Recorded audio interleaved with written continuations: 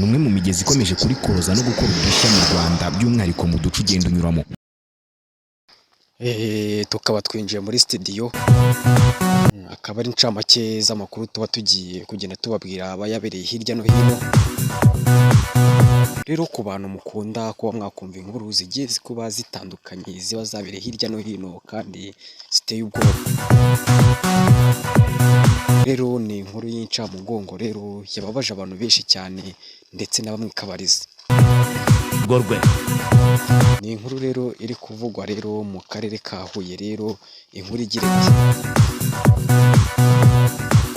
umwuzure wateye rero ukaba bamwe yabashije kuba yababuza amatungo yabo akaba yaburiwe irengero. Rero byatewe rero n'imvura rero yaguye ku itariki 21 z'ukwa gatatu 2026.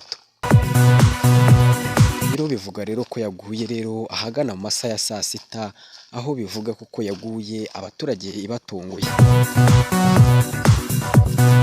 Rero bivugwa yuko ko rero bari bagiye mu mirimo guhinga rero bagasanga uyu mwuzure rero wabashije kuba wajyana aya matungo,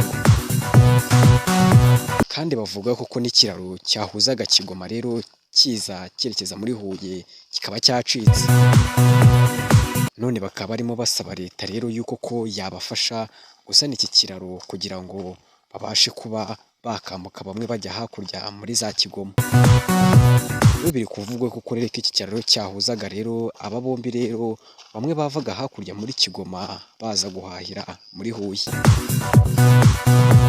Rero bakaba barimo basaba leta yuko yabafasha iki kiraro bakaba bagisana.